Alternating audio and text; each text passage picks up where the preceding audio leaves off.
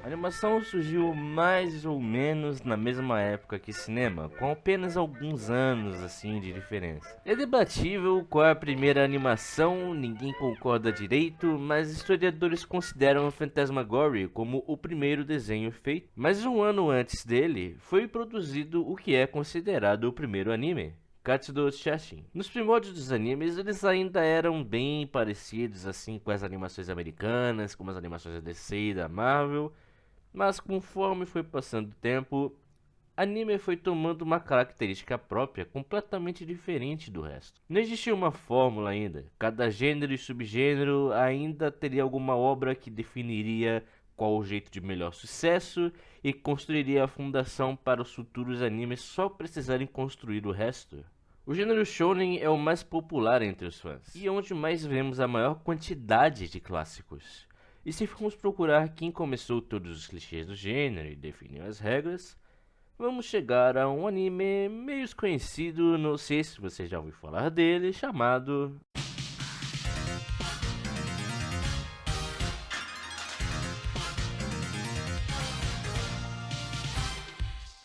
Anime hoje em dia tá mais popular do que nunca, parece que todo mundo que se encontra na rua assiste pelo menos um, o que é um negócio completamente contrário do que era antigamente. Anime era um hobby mais fechado, um hobby mais nicho, que era raro você encontrar alguém que assistia as mesmas coisas que você assistia. E era um negócio que, por ser nicho, né, naquela época, você podia ser bem zoado, né? Você podiam te zoar na escola, podiam fazer bullying contigo porque você assistia anime. É um negócio bem comum de acontecer. Mas parece que com Dragon Ball era diferente, você não sofria bullying por gostar de Dragon Ball, parece. Até os valentões assistiam Dragon Ball, por mais que eles não quisessem admitir, até eles assistiam. É um negócio que, eu não sei, é tão... apela pra todo mundo, sabe? Todo mundo assistia. E não existe anime igual Dragon Ball, como a própria abertura fala, é uma grande, fantástica aventura. É um negócio que na época não existia um mundo com a complexidade que Dragon Ball tinha. Até hoje mesmo não tem algum mundo assim em anime que tenha a complexidade no nível do Dragon Ball. O mais próximo que chega talvez seja Jojo, mas acho que até Jojo ainda não chega tão perto de Dragon Ball em questão de complexidade de mundo.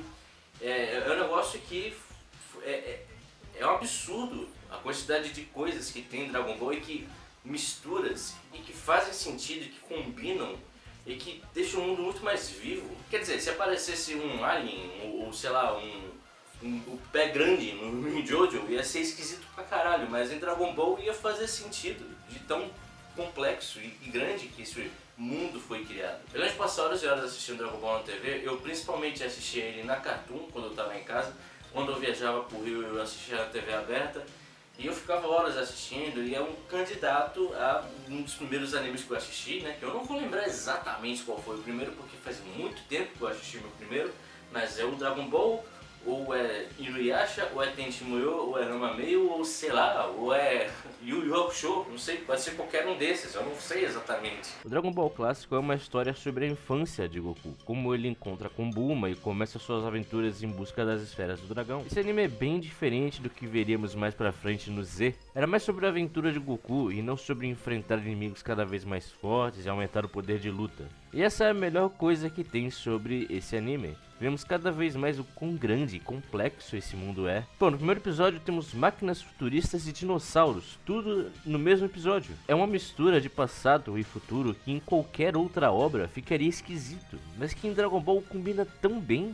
Essa primeira obra de Dragon Ball, mesmo não sendo a mais popular, ainda gerou inspirações em mangás como o Inuyasha, que segue a mesma premissa de uma aventura em busca de algo que está espalhado pelo mundo. Dragon Ball mostrou que animes não precisavam ser exclusivamente para criança ou exclusivamente para adultos, mas que podia ter um meio termo onde um adulto e uma criança podiam assistir a mesma obra e gostar. Porém a série não iria chegar no patamar que chegou sem Dragon Ball Z. E é inegável a influência que ele tem não só em anime, como em toda a cultura de animação.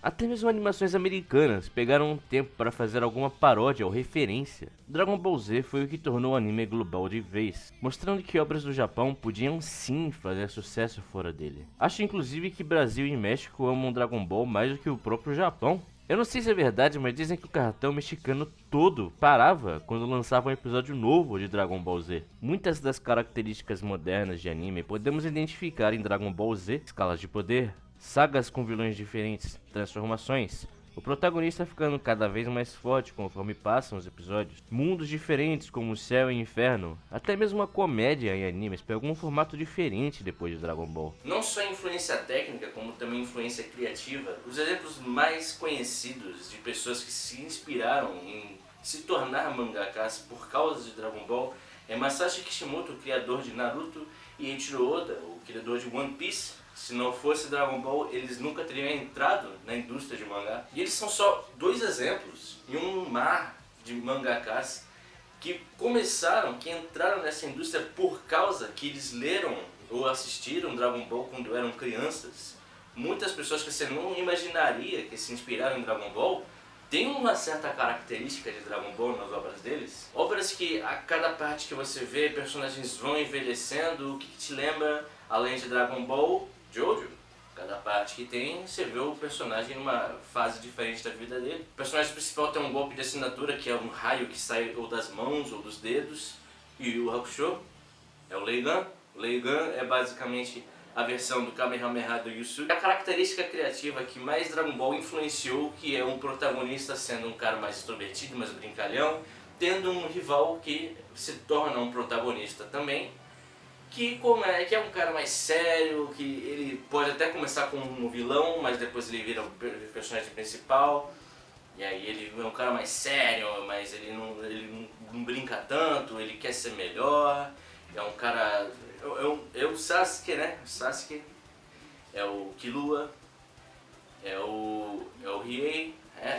Todos esses personagens aí que surgiram depois do Vegeta é a inspiração que veio do Dragon Ball.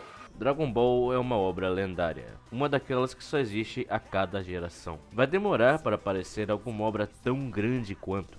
Isso se aparecer, né? Hoje em dia tudo se passa tão rápido que animes da temporada passada são esquecidos rapidamente quando chega um novo anime da moda. Dragon Ball nunca foi esquecido pelos fãs. Continuou popular e continuará vivo em cada um de nós.